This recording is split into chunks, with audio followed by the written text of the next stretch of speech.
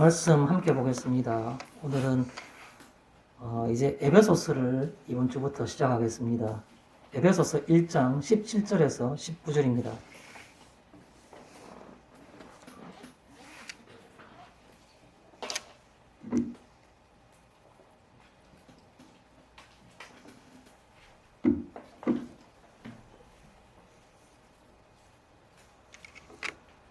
한 절씩 교독하는데 19절은 함께 읽었으면 좋겠습니다. 제가 먼저 17절을 봉독해 올리겠습니다.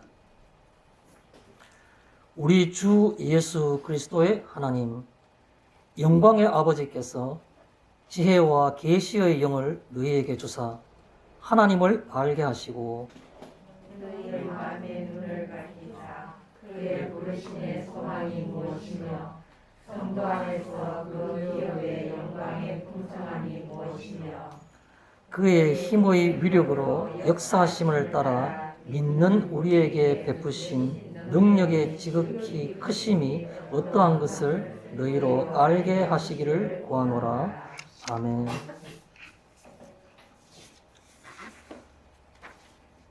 오늘은 그 본문 방금 읽었는 그 내용을 중심으로 해서 영광의 아버지께서라는 그런 제목으로 말씀을 함께 살펴보고자 합니다. 영광의 아버지께서. 이 말씀은 굉장히 그 가슴 벅차고 심장의 박동수를 높이는 그런 표현이라 이렇게 저는 개인적으로 생각합니다. 하나님이라는 표현을 할 때 앞에 수식어들이 우리 아버지 하나님, 또 천지의 주인이신 하나님, 여러 가지로 표현할 수 있지만 그 다양한 표현 중에서 오늘은 이 성경에 특히 17절 본문에 나오는 맨 서두에 나오는 표현이 바로 영광의 아버지께서라고 표현하고 있습니다. 성경이 그렇게 기록되어 있으니까 우리 그렇게 받아야 되겠죠. 영광의 아버지께서. 왜 오늘은 하나님께서 이 성경 말씀 에베소서를 통해서 영광의라는 표현을 썼을까 하는 겁니다. 우리가 하나님을 아버지라 부르는 것은 익히 잘 아는 터라 달리 설명할 것이 필요 없다고 저는 생각하지만 앞에 수식어가 영광의, 영광스러운 그런 표현이 들어있는 겁니다. 하나님은 영광스러움이란 겁니다. 왜 이런 표현을 왜 썼을까요? 조금 이따 제가 설명을 다시 드리겠지만 이 오늘 짧게 읽었는 이 세 개의 그 절수 17절, 18절, 19절은 사도 바울이 에베소 교회에게 보낸 편지글에 나오는 1장 서두에 나오는 소위 기도문입니다. 기도문. 다른 사람을 위해서 이렇게 되게 해달라고 하나님께 기도하는 겁니다. 내가 내 자신을 위해서 기도하는 것이 아니라 다른 사람에게 이런 일이 이루어지기를 바란다고 그 사람을 위해서 기도하는 기도문이 바로 오늘 이 부분인 겁니다. 그런데 그 기도문 가운데에 바울이 흔치 않은 표현인 영광의 아버지께서라고 표현하고 있는 겁니다. 하나님 우리 아버지라는 그 아버지라는 따뜻한 어감, 내가 생각만 해도 가슴이 뭉클해지고 가슴이 훈훈해지는 아버지라는 그 표현에다가 앞서서 앞에 수식어가 하기를 영광의라는 표현을 하는 겁니다. 영광의. 왜 그럴까요? 무엇을 말하고자 하는 걸까요? 그것은 너희도 그 영광스러움 가운데 있으라는 겁니다. 그 영광스러움을 누리라는 겁니다. 우리는 때로 보면 늘 머릿속에서는 지식으로는 항상 하나님 아버지의 그 무한하신 어떤 그런 영광과 그 능력과 이런 말들을 곧잘 하지만 내 삶은 전혀 상관없는 그런 삶을 산다는 겁니다. 너희 아버지가 이러니 너희도 그렇게 하라라고 말하는 표현이 바로 이 짧은 표현 속에 다 들어있는 겁니다. 내 영광을 너희도 누리라는 표현이 그 속에 들어있는 겁니다. 영광의 아버지란 말은. 내가 너희 아버지지 않느냐? 아버지가 자식에게 아까워서 주지 못하는 것이 무엇이 있느냐? 내 영광과 내 능력도 너희도 누리라. 왜 너희는 세상 가운데서 그렇게 살지 못하느냐? 그런 말을 표현하고 있는 것이죠. 바울은 이것을 이미 알았기 때문에 그것을 바울 자신에게 누리게 해주신 것처럼 에베소 교회 교인들도 이런 영광을 누리게 해주십시오 라고 기도하는 기도문이 바로 영광의 아버지라는 표현인 겁니다. 그냥 너무 처음부터 무겁게 들어가면 조금 부담스러울 것 같아서 가볍게 제가 말씀을 드리겠습니다. 광고 시간 주부 교회 소식할 때도 말씀드리겠습니다만 교회를 이전하게 되었습니다. 아마도 제가 어제 저녁에 주보를 올렸기 때문에 좀 별 관심 없이 주보를 뽑아가지고 한번 읽어보고 오신 분들은 아마 그런 생각 드실 겁니다. 마음에 뭔가 묵직한 무게 같은 거, 무거움을, 야, 이전한다 그러면 목사님 혼자 할 것도 아니고, 교인들은 무언가 조금이라도 뭔가 부담해야 될 것도 있는데, 이게 쉬운 일인가라는 어떤 막연한 어떤 그런 부담감. 영광의 아버지입니다. 아버지께서 다 하실 겁니다. 뭘 걱정하십니까? 우리가 가질 것은 뭡니까? 매사에 항상 기뻐하고, 범사에 감사하고, 이를 위해 기도할 뿐인 겁니다. 아무것도 염려하지 말라 그랬습니다. 성경에. 무엇이든 간에 염려하지 마십시오. 물질이든 무엇이든 노력이든 간에 하나님께서 그의 몸된 주님의 몸된 교회를 위해 가지고 이끌어 가실 겁니다.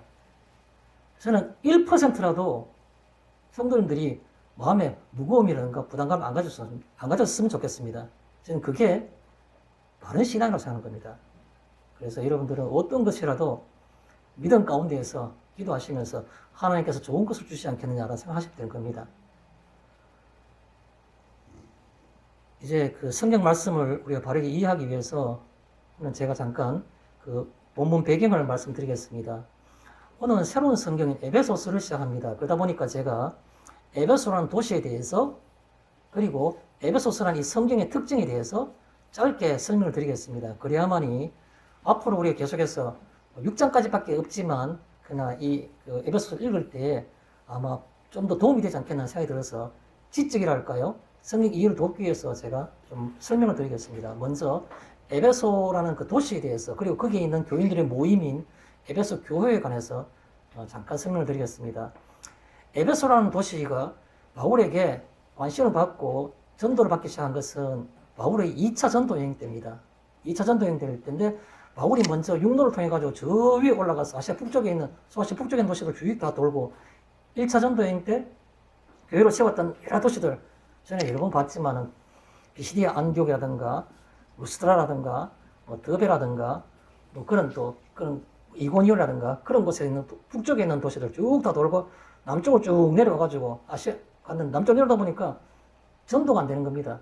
그래서 밤중에 마게도니아인이 하나 와서 건너와서 우리를 도우라고 바라니까 그게 하나님의 음성인 줄 알고 바울이 거기서부터 소아시아 그 말단 도시에서부터 유럽인 그 당시에는 마게도니아를 그러죠. 마게도니아를 건너가게 됩니다. 그 마게도니아에 가서 첫 성이 바로 빌립보 성이죠. 그 빌립보 성에서 전도하고 거기 가서 뭐 귀신들의 요정 하나 낫게 하고 뭐 등등 수많은 어떤 그런 이적들을 행하고 난 다음에 쭉 내려가서 그 옆에 있는 뭐 베리아라든가 뭐 여러 가지 도시도 쭉 거쳐가지고 마지막에 어디까지 가는 겁니까? 유대인들이 온 곳에 다 따라오면서 자꾸 회방을 하고 핍박하니까 그걸 피해가지고 마지막에는 지금의 그리스인 아테네인 아덴까지 내려가는 겁니다. 아덴에 갔다가 그다음 그것을 옆에 도시 잠깐 들렀다가 그냥 배를 타고 다시 소아시아로 넘어왔습니다. 배를 타고 소아시아 넘어와가지고 가는 도시가 바로 뭐냐 하면 그게 에베소입니다. 에베소. 그러니까 바울의 2차 전도 여행 때 후기, 전반기가 아니고 후기라고 볼 수 있습니다. 그럼 에베소가 왜 특징 중에서 큰 주목받는 말이 있느냐? 바울이 그 에베소와 관련된 사역을 하는 것이 대략 바울의 전도 여행 중에서 가장 긴 기간을 에베소에서 보냈습니다. 그러다 보니까 에베소가 사실 어떻게 보면 초기 기독교의 중심지를 할 수 있죠. 그 여러 가지 어떤 역사적인 고증에 의하면 예수님이 그 제자 중에서 마지막까지 죽지 않고 순교하지 않고 살았던 그 제자가 사도 요한입니다. 요한이 밤모섬으로 귀양 가기 전에 에베소에서 주로 살았습니다. 그 정도로 그 초기 기독교의 어떤 중심지가 바로 에베소라는 소아시아 지역이었던 지금 같으면 터키 지역이라고 볼 수 있겠죠. 거기에 있는 도시들입니다. 에베소. 아마 거기 또 사도 요한이 그 에베소 살 때 예수님의 육신적인 어머니 성모 마리아를 같이 모시고 살았다는 것이 어떤 역사적인 고증이 나옵니다. 오랫동안 에베소 중심으로 살았죠. 또 요한계시록에 보면 아시아에 있는 7교회에게 편지하노니라고 이렇게 사도 요한이 편지할 때도 제일 앞에 나온 겁니까? 에베소, 스무나, 두가디 이렇게 나오지 않습니까? 에베소 제일 먼저 나온 겁니다. 그래서 아마도 그 시기에 초기 기독교가 전래될 때 가장 그 핵심적인 도시가 에베소를 중심으로 했다는 겁니다. 바울이 거기 3년을 지낸 겁니다. 3년을. 유명한 사건이 한 3개쯤 있죠. 무슨 사건이 있습니까? 바울이 쭉 둘러가가지고 에베소 갔는데 에베소 가니까 아볼로라는 사람이 성경학자가 와서 기독교에 대해서 이렇게 가르쳐주고 다시 떠나가지고 고린도로 가버린 겁니다. 그래서 아볼로가 없는 거기에 기독교인이라는 사람들 만나서 물어본 겁니다. 그게 바로 사도행전 19장에 나옵니다. 그래서 여기 나오는 에베소를 이해하시기 위해서는 에베소는 도시, 그리고 에베소 교회의 어떤 생겨남, 태동을 이해하기 위해서는 사도행전 19장 읽어보시면 상세히 나와 있습니다. 에베소 교회 어떤 교회인가? 사도행전 19장입니다. 사도행전 19장 2절에 이런 말이 나옵니다. 바울이 윗지방을 지나가지고 에베소에 도달하니 그들이 믿는 사람들이 있는지라 그들에게 묻기를 너희가 믿을 때에 성령을 받았느냐라고 물은 겁니다. 대답이 뭐였습니까? 우리는 성령이 있는 줄도 듣지도 못했다. 그렇게 말한 겁니다. 성령이 있는 줄 전혀 모른다는 겁니다. 바울은 당연히 너희가 믿을 때 성령을 받았느냐라고 말하는 그 유명한 사건이 바로 그 에베소에서 겁니다. 그래서 바울이 그게 기도하며 안수하며 성령을 받고 그들이 이적과 기적을 향하기 시작한 겁니다. 그걸 바라보고 있던 많은 사람들이 원성이 다 동료가 일어난 겁니다. 그래서 그 성에서 마술하던 사람들이 온갖 이상한 그런 것들 하던 사람들이 마술하는 책을 다 모아가지고 바울 앞에 가져가 이거 다 쓸데없는 거라고 우리가 이제 이거 안 하겠다고 그 마술하는 책이 엄청난 고가의 책들인데 그걸 다 오니까 모아가지고 불 다 사질렀는데 그 마술하는 책의 값이 은 5만이나 되었더라 라는 것이 그 사도행전 19장 19절에 나옵니다. 은 5만이 되었더라. 두 절 건너가지고 사도행전 19장 21절에 보면 유명한 사건이 하나 나옵니다. 그것 때문에 바울이 그 에베소를 떠나게 되죠. 무슨 사건입니까? 데메드리오라는 그 우상 만드는 그 장인이 있습니다. 그 우상은 바로 뭐냐면 에베소가 그 도시만 아니고 그 일대의 모든 아시아를 다 통틀어가지고 아데미라는 여신의 그 신상을 만드는 아데미 여신 상이 있는 산에 아데미 여신 신전이 있는 겁니다. 그 신전이 있고 아데미 여신 신상을 만들어 파는 것으로 가장 큰 생업을 이뤘던 사람이 바로 데메드리오라는 우상 만드는 사람이었습니다. 그 사람이 바울 때문에 자기들이 어떤 직업이 천하게 됐다고 하고 바울을 잡아서 죽이려고 온갖 소동을 벌여가지고 온 성이 막 몇 시간 동안 막 큰 성 뭐 아데미와 뭐 너희 우리가 아데미의 정각지가 된 줄 알지 못하냐고 하고 뭐 큰 성 아데미와 큰 성 뭐 에베소에 그렇게 막 고함을 치르면 난동을 부릴 때 그것 때문에 목숨 위협을 받고 할 수 없이 바울이 떠났던 그 도시가 바로 유명한 에베소라는 도시입니다. 우리가 세계적으로 역사 속에서도 그렇고 성경 역사 속에서도 그렇고 사도행전 19장에 보면 바울이 에베소와의 관계를 그렇게 표현하고 있습니다. 그래서 에베소는 그런 도시였다라는 것이죠. 그 다음에 에베소서 오늘 성경에 대해서 좀 설명을 드리겠습니다. 에베소서는 성경 어떤 성경인가? 우리가 흔히 말하기를 에베소서는 옥중서신 가운데 한 성경이다 이렇게 말합니다. 옥중서신한 것은 바울이 로마의 옥에서 갇혀 있을 때 썼다는 거죠. 그러면 이 성경을 썼을 시기는 언제인가? 바울이 로마 옥에 있을 때가 한 번 처음에 투옥이 되고 가이사르 빌립보 지방에서 배를 타고 그 긴 항해 끝에 멜리데 섬에가 풍랑을 만나고 그다음 끝에 할 수 없이 로마로 압송되고 난 다음에 거기 들어가서 처음에는 자유스럽게 집에서 그냥 가택 연금에 해당되는 그런 그 투옥이 되어 있었죠.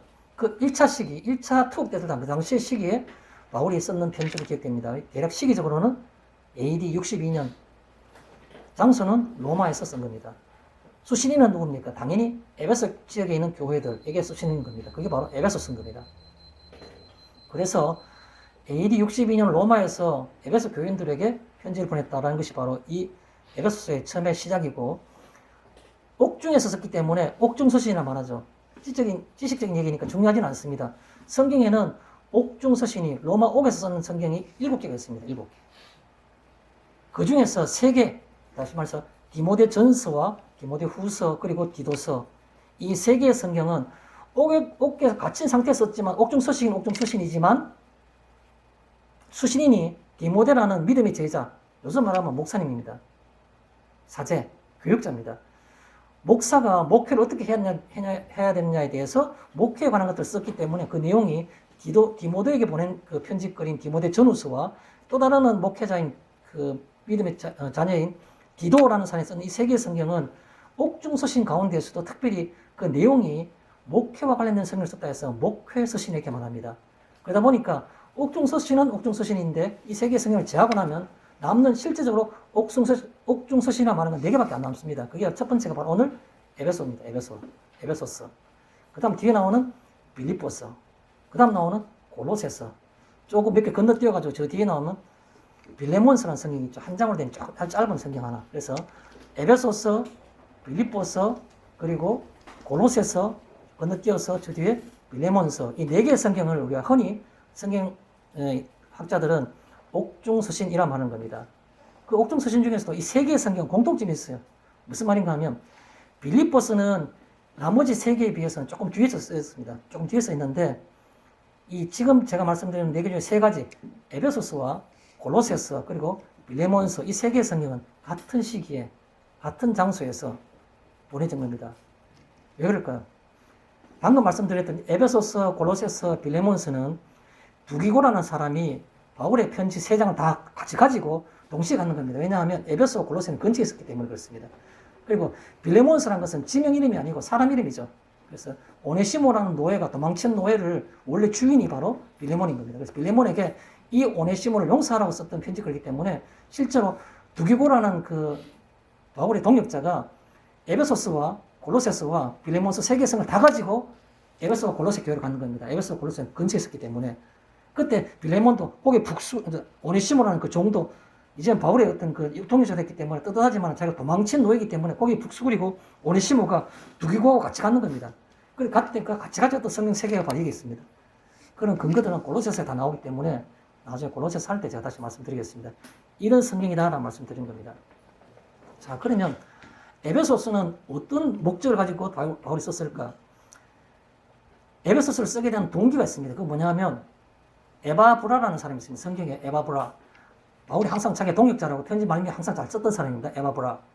에바브라가 원래 골로새 교회 교인입니다.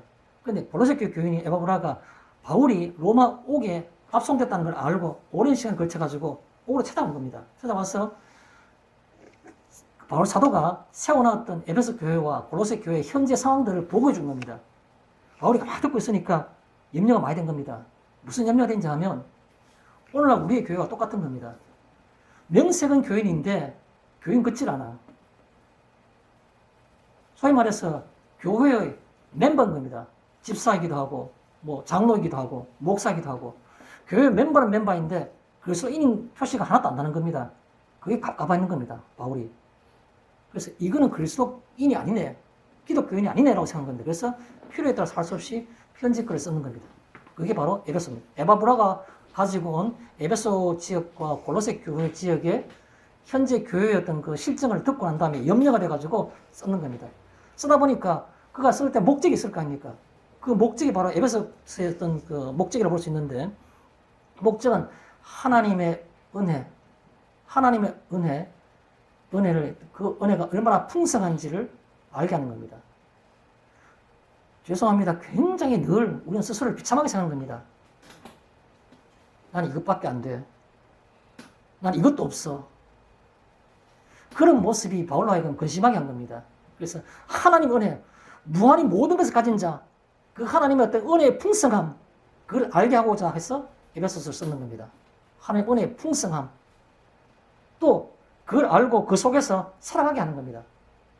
모르니까 나는 아무것도 없다고 생각하는데 너희는 모든 것을 가진 자라는 것을 바울은 얘기해주고 싶었던 겁니다.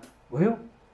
그 하나님의 영광과 그 하나님의 풍성함을 설명함으로써 알게 함으로써 그 사람들이 자신의 그리스도인의 자신의 그 알게 하게 위한 겁니다. 흔히 성경학자들은 이렇게 말합니다. 에베소서는 교회론이다 이렇게 표현하는 학자들도 많습니다. 교회론. 교회가 무엇이냐는 거죠. 예수 그리스도가 머리가 되시고 성도들은 그의 지체가 되는 것 같은 것이 바로 교회론입니다. 그런데 에베소서는 교회론을 다 정립했다고 말하죠. 에베소서는 6장까지 있는데 앞에 있는 1, 2, 3장은 그리스도인은 누구인가? 기독교인이라는 것은 정체성이 뭔가? 누구가 기독교인인가? 4, 5, 6장은 그런 기독교인은 어떻게 살아야 되면 무엇을 해야 하는가? 다시 말해서 머리 대신 예수님께서 모든 생명을 지체에게 공급했으니까 그 지체들은 자신의 어떤 정체성이 뭔지를 알고 어떻게 살아가야 되는가? 이걸 가르쳐서 교회론이라고 하는 겁니다. 그래서 1, 2, 3장은 기독교인은 누구인가? 4, 5, 6장은 기독교인은 무엇 해야 하는가? 어떻게 살아야 하는가? 이걸 설명한 것이 바로 에베소서의 구성이라고 볼 수 있는 겁니다. 그런데 오늘 제가 이런 성도님들에게 하나 소개하고 싶은 분이 있습니다. 성경을 깊이 연구하는 사람들이라든가 목회자들은 말씀을 이렇게 증거하거나 연구하거나 생각할 때에 그 다른 사람들의 어떤 그 성경을 다른 사람들의 툴이라든가 생각들을 많이 이렇게 참고를 합니다. 그런데 신학자들이라든가 목회자들에게 만약에 뭐 나이 고하를 막론하고 뭐 성별을 막론하고 묻는다면 강해설교, 성경 말씀을 뭐 저처럼 성경 읽으면서 성경 말씀이 나오는 그대로 그냥 설명하는 겁니다. 그걸 강해설교라고 말합니다. 성경 말씀이 있는 그대로 하는 것. 강해 설교를 할 때 가장 뛰어난 강해 설교자는 우리가 누구라고 뽑을 수 있습니까? 뭐 최근 현대사회 아니라 뭐 죽은 돌아가신 분들 다 포함해서 다 통틀어 말하면 강해 설교의 1인자를 하면 누구나 간에 거의 8, 90% 이상이 다 동의한 사람이 있습니다. 그게 바로 누구냐면 마틴 로이드 존스라는 목사님입니다. 영국 웨일즈 지방에 태어나가지고 20대 초반에 그 내과 의사 전문의가 됐는데 그가 20대 후반에 소명을 깨닫고 그 목사님 다시 해가지고 온 영국을 부흥시켰던 그 유명한 목사님이 바로 로이드 존스라는 목사님입니다. 그런데 그 로이드 존스 목사님 생각하는 게 있습니다. 부흥이란 것은, 리바이벌이라는 부흥이란 것은 믿지 못한, 복음을 알지 못한 사람들에게 복음을 알게 생명을 얻게 하는 것도 부흥이라 할 수 있지만, 그러나 참된 부흥은 생명 얻었던 사람들이 생명을 잃어버리고 생명 없는 것처럼 살아간 자들에게 생명을 불어넣는 게 바로 리바이벌, 부흥이다. 이렇게 말하는 겁니다. 그래서 그 로이드 존스 목사님이 보면 에베소서가 바로 뭐 하는 겁니까? 하나님의 그 무한하신 영광과 풍성함을 알게 함으로써 그 속에 성도들이 살게 하는 것이 바로 에베소서의 목적이라고 했죠. 이 로이드 존스 목사님의 그 어떤 가치관과 성경관이 아주 기가 막히게 딱 맞아떨어지는 겁니다. 그래서 로이드 존스 목사님의 에베소서 강의집이 있습니다. 저도 가지고 있습니다. 이렇게 두꺼운 책이 7권이 있습니다. 7권. 이 두꺼운 책 7권. 성경이 6장밖에 안 되는데 책이 나와도 한 권만 하면 충분할 거 아닙니까? 7권입니다. 에베소서 강의해가지고 나오고. 얼마나 상세히 썼을까요? 한 절마다 설교 한 설교가 나온 겁니다. 한 절마다. 한 절. 우리 같으면 1장 17절 한 절 갖고 한 설교가 나온 겁니다. 어떤 때에는 한 절을 반 쪼개가지고 용어 가지고 하나하나 가지고 또 설교 하나가 나온 겁니다. 몇 년을 걸쳐가지고 에베소서만 강의한 겁니다. 그가 뭐라 말하는 줄 아십니까? 로이드 존스 목사님이 말하기를 에베소서는 장엄한 복음서다. 이렇게 표현하는 겁니다. 장엄한 복음서. 우리가 하나님의 복음이 뭡니까?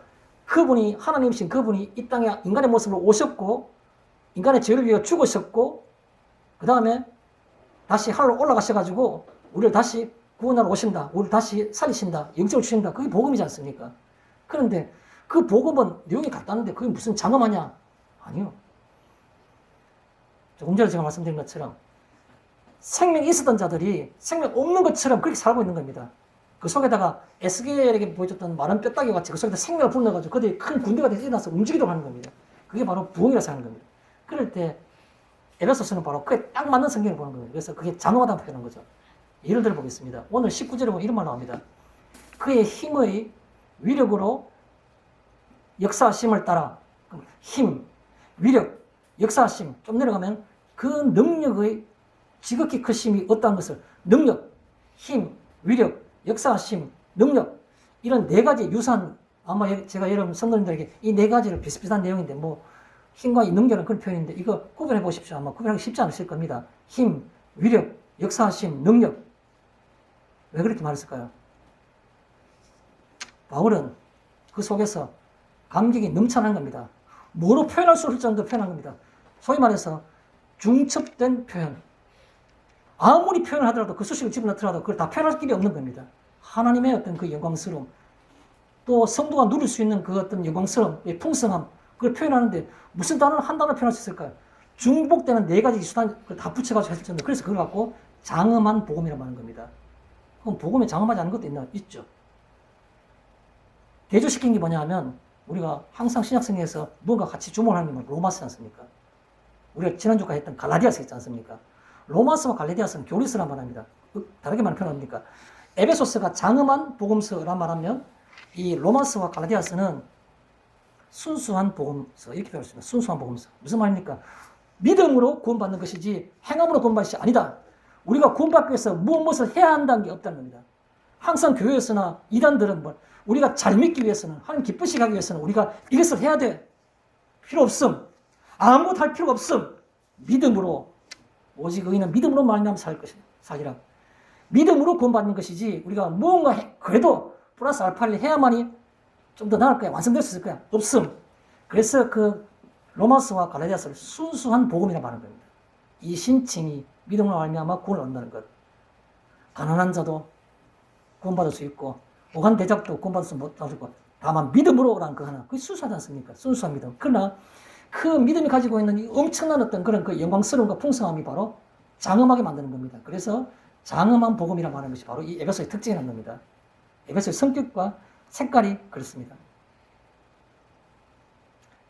자, 본문 잠깐 읽어보고 들어가겠습니다. 오늘 새로운 성경을 시작하다 보니까 조금 제가 시간을 조금 많이 썼습니다. 오늘 세 줄밖에 안 되지만 한번 읽어보겠습니다. 17절부터 제가 읽어보겠습니다. 쉽게 표현해 보겠습니다.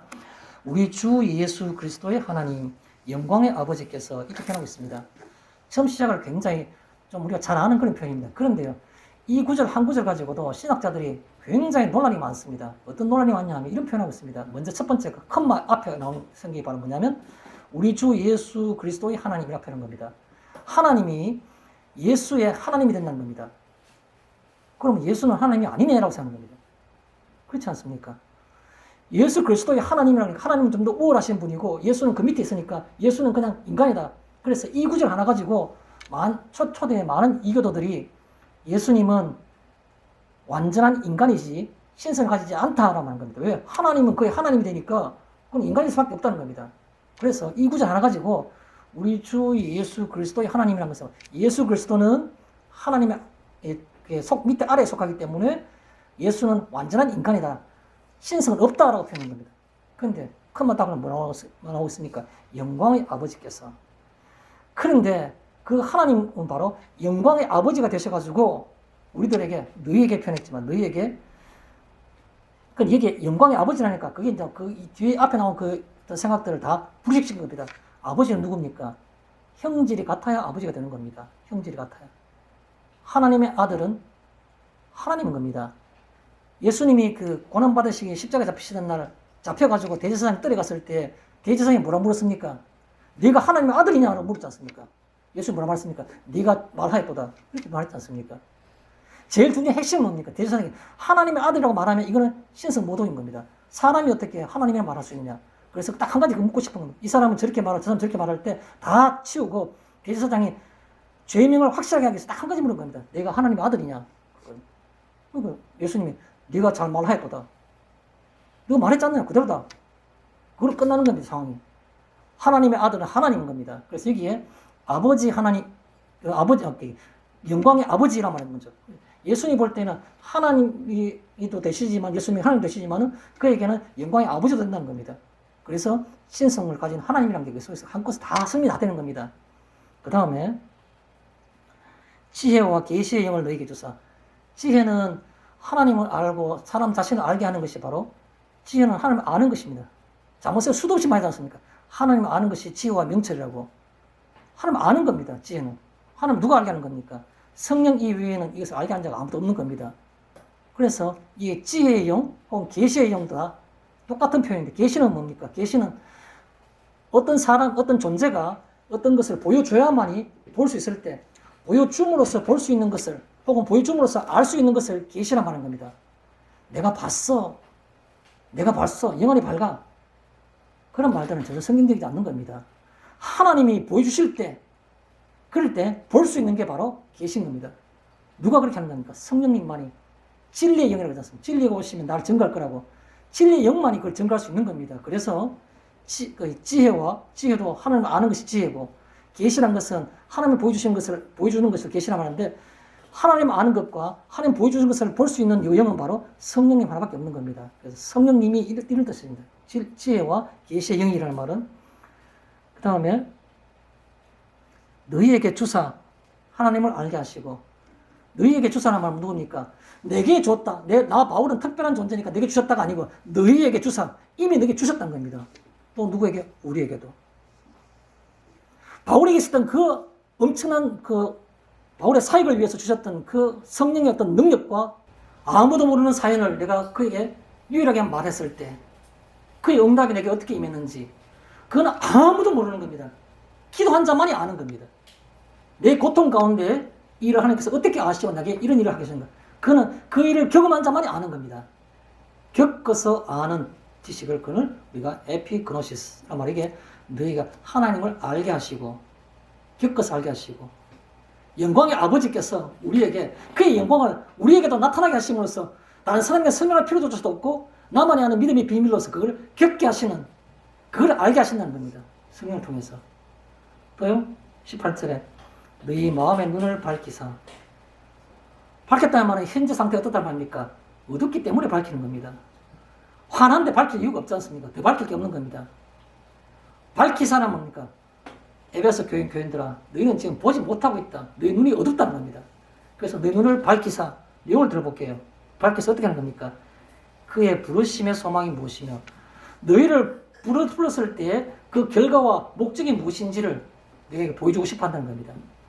바울이 하는 기도하기를, 하나님, 저 에베소 교인들에게 눈을 열어주셔가지고 그들을 부르시는 그 목적과 그 소망이 무엇인지를 보게 하옵소서. 그거 기도한 겁니다. 또요, 성도 안에서 하나 무엇이면 한 번 나왔죠. 두 번째 무엇이 나옵니다. 18절에 성도 안에서 그 기업의 영광의 풍성함이 무엇이며, 제가 뭐라고 설명을 드려야 되겠습니까? 겪은 자만이 아는 겁니다.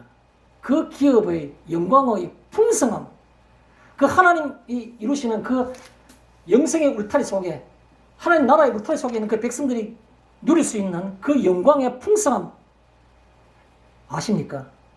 그거를 바울은 말하기를 그것이 무엇인지를 알게 해달라고 기도한 겁니다. 에베소 교인들이 그걸 알게 해달라고. 오늘도 수많은 현대 교회들이, 한국 교회들이 그 영광의 풍성함을 알고 있을까요?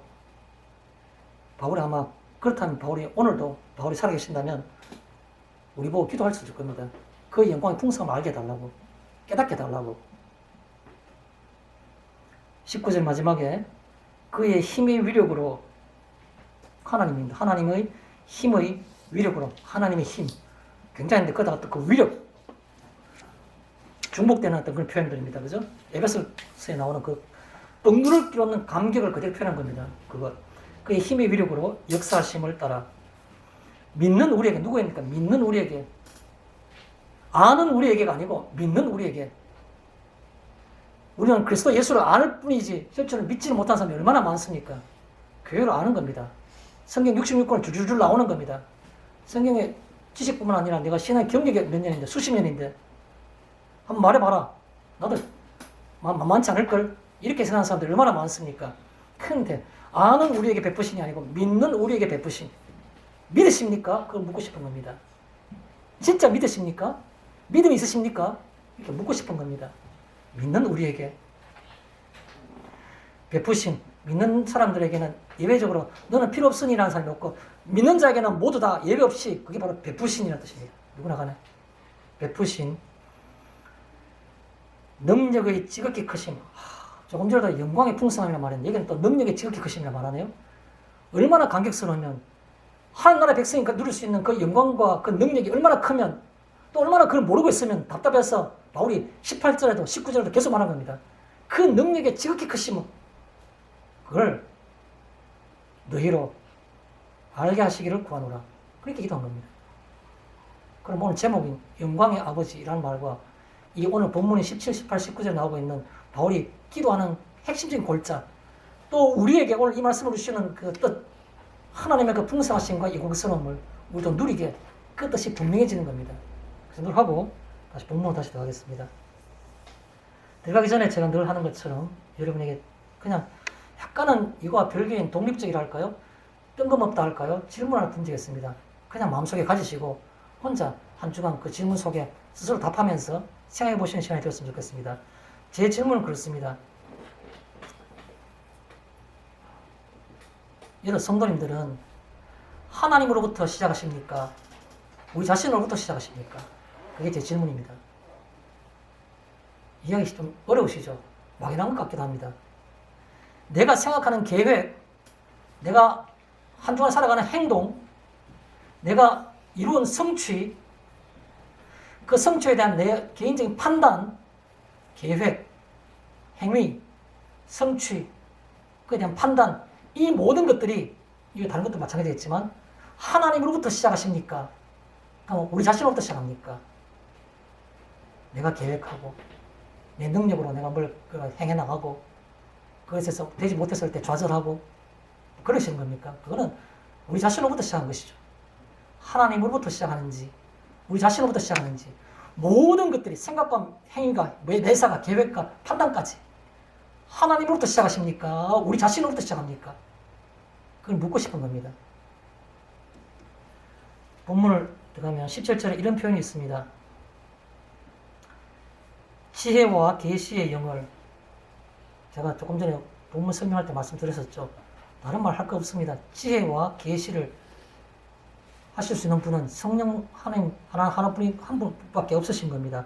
그래서 여기는 성령님을 이렇게 표현하고 싶습니다. 성령을. 에베소 교회를 표현하기 위해서 제가 조금 전에 사도행전 19장 2절에 제가 너희가 믿을 때에 성령을 받았느냐라고 말한 것처럼 성령이 그만큼 중요하다는 겁니다. 믿으면 성령이 있어야 되는 겁니다. 성령이 내주하신 뿐만 아니라 성령의 세례가 필요한 겁니다. 예수님의 제자 베드로가 가이사랴 빌립보 지방에 갔을 때 예수님의 질문에 뭐라 대답했습니까? 너희는 나를 누구로 아느냐 합니까? 베드로가 뭐라고 말했습니까? 주는 그리스도시요 살아계신 하나님의 아들이시니이다. 바요나 시몬아, 요한의 아들 시몬아, 네게 그것을 알게 한 것은 내 육신의 아버지로부터 온 것이 아니라 하나님으로부터 온 것이라고. 무슨 말입니까? 예수님께서는 그 대답을 할 수 있는 것은 너희 마음속에 심령 속에 진리의 임께서 성령께서 오셨기 때문에 성령께서 계시기 때문에 그 대답을 할 수 있다고 예수 말씀하신 겁니다. 베드로는 그때 성령이 그 속에 안에 계심, 성령의 내주가 있는 겁니다. 그런데요, 성령의 내주하심이 예수를 증거할 수 있었습니까? 못 증거했습니까? 예수님이 잡히시던 날 밤에 베드로는 3번 부인한 겁니다. 마지막에 어린 여종 하나가 너가 정말 그 갈릴리 당이나 너가 같이 있는 걸 내가 봤다 말할 그때 뭡니까? 그 위기를 어떻게 안 벗어날까 생각해가지고 예수님을 증거하기는커녕 자기가 그 평생 동안 다만 3년 동안 잠시 사용하지 않았던 평생 동안 살았던 그 갈릴리 어부로서의 억센 그 어떤 모든 험한 욕설 그것들을 다 동원해가지고 예수를 비난하기까지 하면서 나는 그런 사람 아니라고. 성령에 내주한 사람이 어떻게 예수를 증거하지 못했습니까? 성령의 세례만이 할 수 있는 겁니다. 그 베드로가 성령에 내주했지만 예수를 증거하지 못했죠. 증인으로서의 삶을 살지 못한 겁니다. 근데 그가 오순절날 기도 힘쓸 때 위로부터 하늘부터 바람 같은 것들이 불마다 사람마다 내리는데 성령의 강림이 있으니까 그때 베드로가 나와가지고 문 꼭꼭 닫고 숨어가지고 있던 그 베드로가 겁도 없이 밖에 나와가지고 수많은 사람 앞에서 너희가 죽인 예수를 주어 그리스도가 되겠다고 하나님께서 증거할 때 많은 사람들이 듣고 형제 우리가 어찌할 거로 회개하고 돌아오게 된 겁니다. 증인으로서의 삶을 살게 된 겁니다. 무슨 차이일까요? 성령의 강한 역사, 성령의 세례를 받았을 때, 성령 충만을 받았을 때 그가 증인으로서의 삶을 살 수 있었는 겁니다. 여기에 지혜와 계시의 영혼이란 말씀합니까? 성령을 우리 속에 성령의 내주하심이 있을 겁니다. 내주하심이 있으니까 이게 있을 겁니다. 예수 믿게 된 겁니다. 그런데 정의로 삶을 살 수 있을까요? 살아가고 있나요? 성령의 충만하심이 필요한 겁니다. 그것이. 그래서 사도행전 19장 2절에 너희가 믿을 때 성령을 받았느냐라고 묻는 겁니다.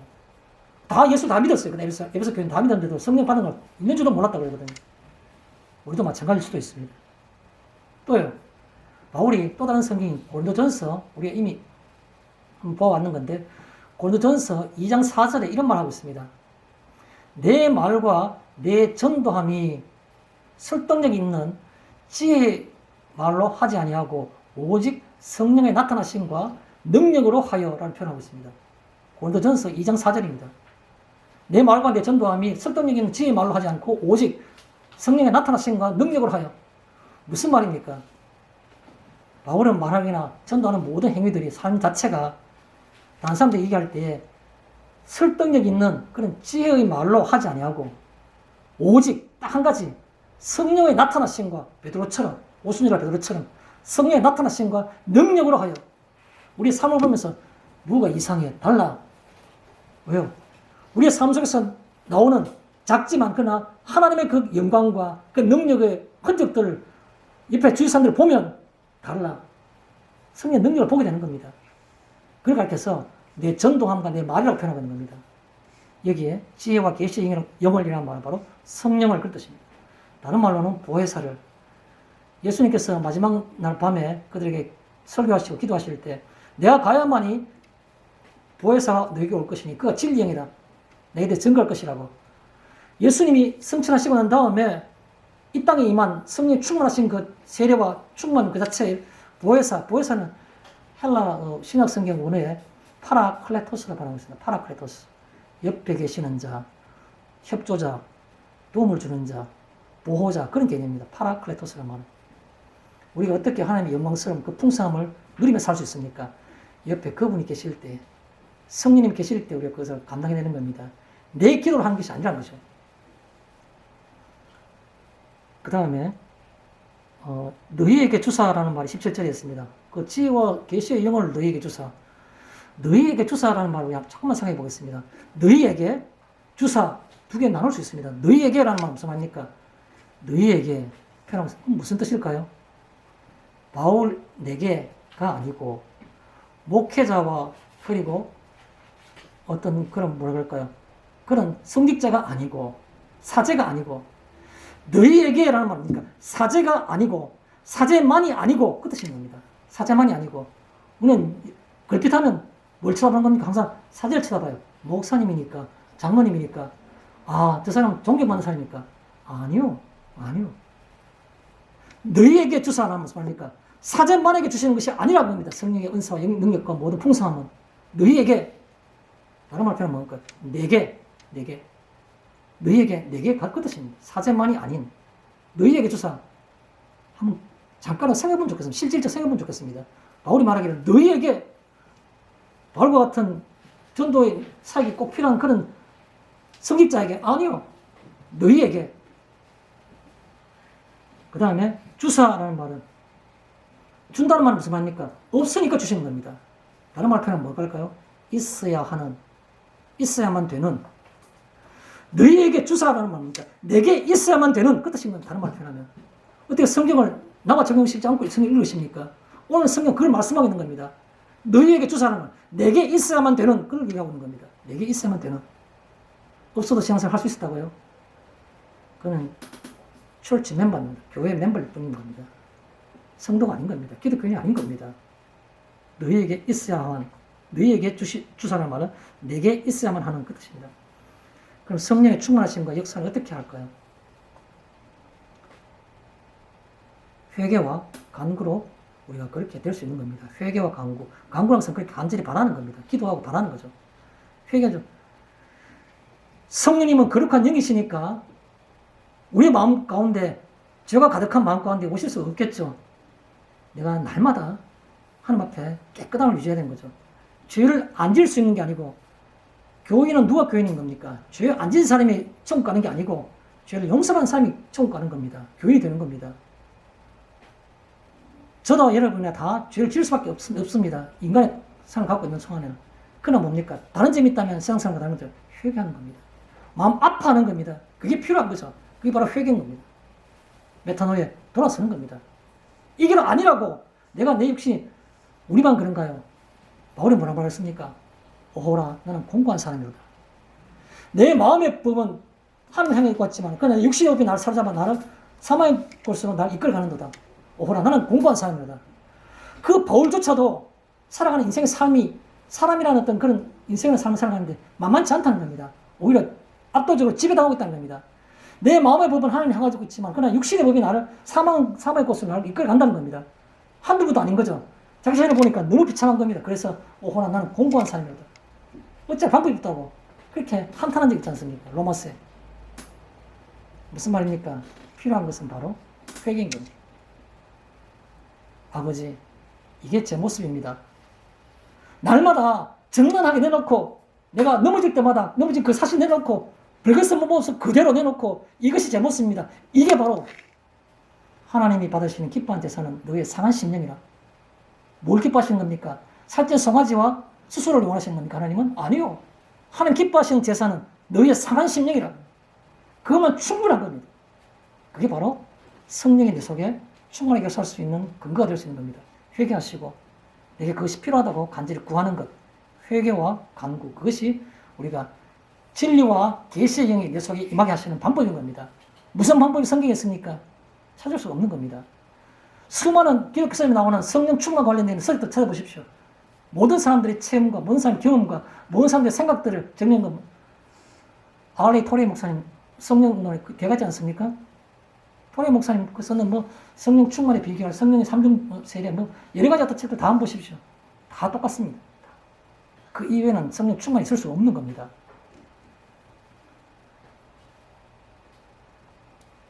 그 다음에 17절에 보면 하나님을 알게 하시고 그 성령 충만을 통해서 하나님의 역사, 하나님의 풍성함, 영광의 풍성함, 능력의 지극히 크심을 경험한 사람들은 뭘 알게 된 겁니까? 하나님을 제대로 알게 된 겁니다. 하나님을 제대로 알게 된 것을 가르쳐서, 그래서 지옥의 계심을 너희를 하나님을 알게 하시고라는 말은 그 성령의 충만하심을 통해서 내가 그걸 따라 살 때 내가 이때까지 보지 못했던 생활과 어떤 상황들이 내게 있게 되고, 그것을 가리켜서 하나님을 알게 되고 하나님 제대로 아는 겁니다. 에피그노시스가 되는 겁니다. 하나님을 제대로 아는 것, 겪어보고 아는 겁니다. 성경을 통해서 내가 얼마나 잘 압니까? 저도 성경 구절을 몇 군데 암살 수 있고 성경 줄줄 나올 수 있습니다. 근데 그거 아는 것은 그냥 그것은 에피그노시스가 아닌 겁니다. 내가 나만이 아는 믿음의 비밀, 그게 바로 에피그노시스인 겁니다. 내가 나만이 아는 그 하나님과의 경험. 자, 그 다음에 두 번째입니다. 18절에 너희 마음의 눈을 밝히사. 아까도 제가 본문 가운데 설명했었죠. 눈을 왜 밝히는 겁니까? 어둡기 때문에 밝히는 겁니다. 충분히 밝으면 밝힐 필요가 없는 겁니다. 그래서 어두워서 너희 마음의 눈을 밝히사. 어둡기 때문에, 다른 말로 보지 못하기 때문에. 우리가 다 본다고요. 예수님이 그 종교 주장을 해서 뭐라고 말했습니까? 그 소경 바디메오의 그 눈을 낫게 하시니까 태어날 때부터 소경자를 어떻게 낫게 했느냐? 예수님 뭐라고 했습니까? 보지 못하는 자들은 보지 못하는데 볼 수 있을 것이요, 본다고 하니까 보지 못하면 본다는 것이 그것이 죄가 있다고 그렇게 말씀하셨습니까? 성경 종교 주장을 향해서 보지 못하면 자기들 본다고 말하고 있으니까 그게 죄라고. 마찬가지인 겁니다. 이게도 너희 마음의 눈을 밝히사는 말은 보지 못하고 있는 그 말인 겁니다. 자, 눈을 밝히면 어떻게 되는 겁니까? 모든 것이 완전히 드러나게 되는 겁니다.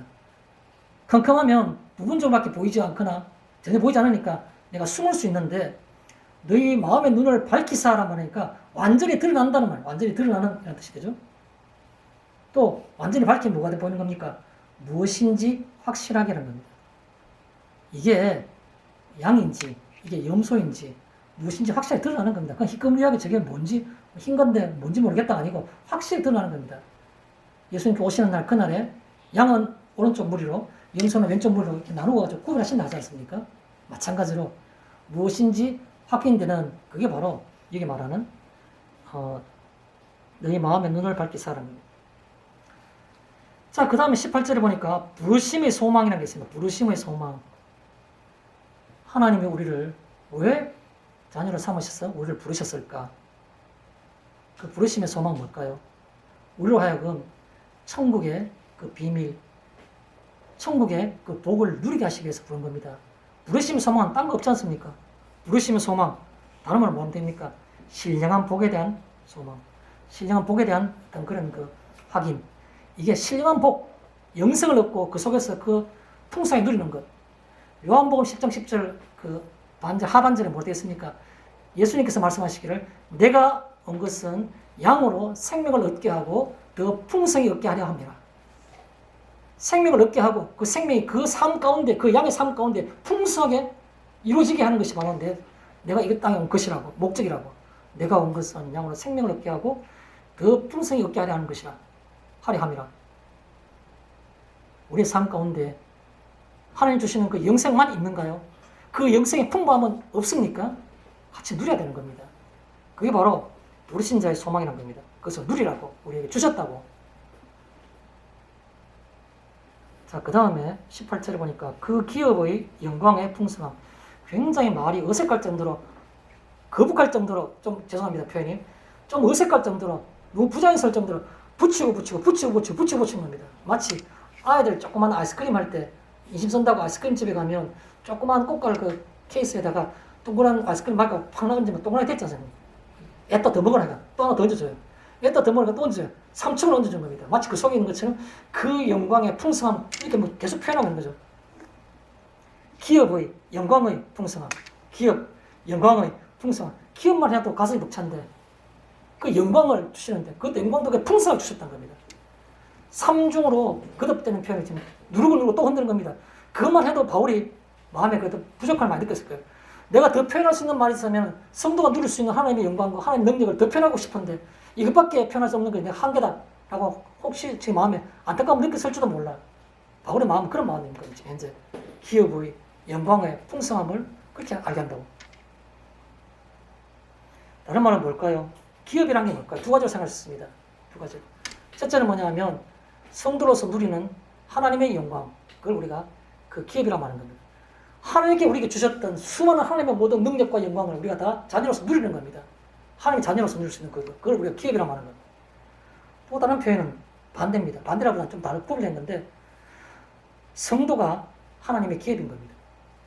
하나님 보실 때 성도가 바로 하나님이 이 천지창조 이후로 그 다음에 그의 어떤 그 섭리와 어떤 그 주권을 가지고 이 세상을 움직이실 때, 다스려 가실 때, 그때 하나님 보시는 열매, 하나님 보시는 어떤 그런 그 결과물, 열매와 결과물이 바로 뭐냐면 성도라는 겁니다. 어느 피조물에게 하나님의 영광과 그 풍성하심 나타나게 하신 적이 있습니까? 없지 않습니까?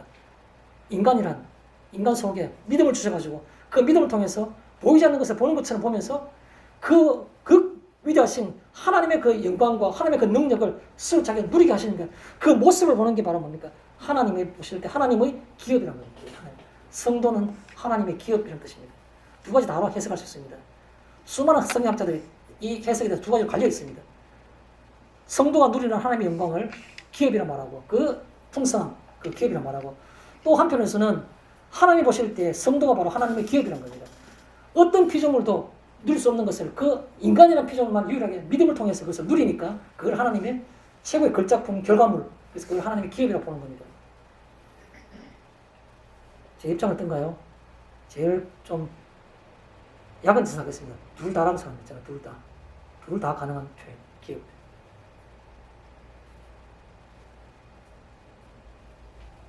19절에 너희로 알게 하시기를 구하노라. 너희로 알게 같은 겁니다. 이제까지 몰랐기에 이게 굳이 성경 속에 있는 구절인가요? 아니요.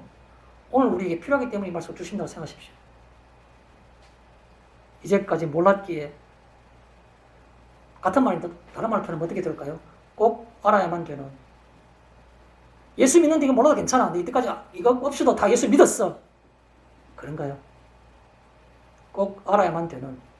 꼭 알아야만 되는. 그 속에 생명이 있는 겁니다. 30년 믿으면 뭐합니까? 3개월 믿더라도 내가 믿을 때 성령을 받았냐 하는 것을 믿음으로 성령을 받은 것이 중요한 겁니다. 꼭 알아야만 되는 그 뜻입니다. 그 다음에 19절에 믿는 우리에게 같은 표현을 여러 가지로 달리 표현해 보겠습니다. 믿는 우리에게, 믿는 자에게 주시는 겁니다. 믿는 자에게. 믿음 아니고서는 이것을 누릴 수가 없습니다. 믿는 자에게. 또 다른 말로는 믿음 안에서만. 마치 마술사 누가 와가지고 베드로에게 혹은 뭐 또 다른 그 사도들에게 와가지고 이것을 내게 돈으로 주고 사고 싶다. 나도 이런 능력을 달라고. 돈으로 하나님 능력을 살려고 하는 사람들이 몇 명 있지 않습니까? 성경 속에서. 뭡니까? 돈으로 살 수 있는 게 아니죠. 믿음만으로. 또 믿는 우리에게라는 말, 다른 말에서는 믿음 안에서는, 제가 뒤에 표현 더 하지 않았지만 믿는 우리에게는, 이 말 믿는 우리에게는 얘기하는 말은 믿음 안에서라는 말은, 믿음 안에서는 관로 뭐가 있습니까? 무한히 무제한적으로. 믿음 안에서는 무엇이든지, 이런 표현이 생략되어 있는 겁니다. 믿음 안에서는. 뭘 원하시는 겁니까? 내가 선한 목적을 가지고 얘기하면 무엇이든지 그 뜻이 되는 겁니다. 마지막으로 19절에 능력의 지극히 크심이라는 게 있습니다. 능력의 지극히 크심. 하나님 능력의 지극히 크심이 우리의 삶 가운데에서도, 우리의 신앙 가운데에서도, 우리의 믿음의 어떤 결과물로서 그 능력의 지극히 크심이 나타나야만 된다는 겁니다. 안 나타나니까 바울이 하나님께 에베소 교회 교인을 위해서 기도하는 겁니다. 그 능력의 지극히 크심이 에베소 교회 교인들에게 나타나게 해달라고, 이 성도들에게 나타나게 해달라고 기도하는 겁니다. 19절에 능력의 지극히 크심. 다른 말은 뭘까요? 능력의 지극히 크심이란 말은 좀 표현하기 그런데 제가 한번 그 19절에 있는 표현들 한번 비교를 한번 해보겠습니다. 19절에 그의 힘의, 그런 말 나오죠. 그의 힘의, 그의 힘, 그 다음에 위력, 그 다음에 역사심, 능력, 이 네 가지 계속 반복해서 마치 그 뭐 아이스크림 꽃가를 계속 얹어주는 것처럼 계속해서 하나님 그것들을 우리도 누리게 해달라고 그걸 계속 표현하고 있는 겁니다. 그 엄청난 것들 왜 모르냐고. 힘이란 게 뭡니까? 힘이란 것은 능력의 나타남을 힘이란 말입니다. 능력의 나타남, 그걸 힘이란 말하는 겁니다. 능력의 나타남. 19절에는 네 가지를 제가 비교해 보겠습니다. 힘, 능력의 나타남, 혹은 나타난 능력, 이렇게 볼 수 있습니다. 힘이란 것은. 위력이라는 건 뭡니까? 위력이라는 것은 극복하는 힘을 가리킵니다. 극복하는 힘, 위력. 뭘 다른 사람을 굴복시키는 혹은 극복하는 어떤 장애물도 다 넘어뜨릴 수 있는, 그걸 가리켜서 우리가 위력이라고 하는 겁니다. 극복하는 힘, 혹은 뭐 굴복시키는 힘, 이런 것을 우리가 위력이라고 하는 겁니다. 역사하심 뭡니까? 역사하심은 내재된 어떤 능력의 그 사용, 내재된 능력을 사용한 겁니다. 그걸 역사하심이라고 합니다. 내재된 안에 숨어 있는 그 같은 능력을 사용하는 것을 우리가 역사하심이라고 하는 겁니다. 마지막으로 지금 오늘 여기 말하는 능력의 지극히 크심한, 이 능력이라는 말은 무슨 말입니까? 능력이라는 것은 바로 성취된 힘을 가리키는 겁니다. 그 힘이 성취되는 것을 능력이라고 말하는 겁니다. 성취된 힘. 성취될 힘이 아니고 성취된 힘. 혹은 성취되는 힘. 과거와 현재에 그대로 적용되는 그 같은 힘을 우리가 능력이라고 말하는 겁니다. 성취되는, 반드시 이루어지는 힘. 그걸 우리가 능력이라고 말하는 겁니다. 반드시 이루어지는 힘, 그것이 바로 뭡니까? 지극히 크심을 그렇게 표현하고 있는 겁니다. 다른 말로는 초월성. 하나님만이 할 수 있는 초월성, 무한한 성취, 그런 것을 얘기하는 겁니다. 그런데 그 표현을 한 뒤에 이런 말이 있습니다. 19절에 흥미로운 말인데 뭐라 되어 있냐니까, 지극히 크심이 그 다음 나오는 게 뭡니까? 어떠한 것을 너희로 알게, 어떠한 것을 너희로 알게, 어떠한지 아닌지를 어떻게 알 수 있습니까? 체험해봐야 아는 겁니다. 어떠한지, 이게 뭔지, 단지, 쓴지, 매운지는 체험해 맛본 사람만이 알 수 있는 겁니다. 어떠한 것을 무슨 말입니까? 체험적으로, 그 뜻입니다. 체험적. 받은 자만이 아는 겁니다. 체험적으로. 말씀을 정리하겠습니다. 하나님은 성령님을 통해서 예수님을 우리의 구주로 믿게 하시고 그 믿음 안에서 하나님의 영광을 풍성하게 누리게 하십니다. 그러면 성도는 하나님으로부터 영생을 얻고 이 땅에서 그의 능력으로 살아가는 사람들입니다. 이러한 복이 한 주간 있기를 축원합니다. 마치겠습니다.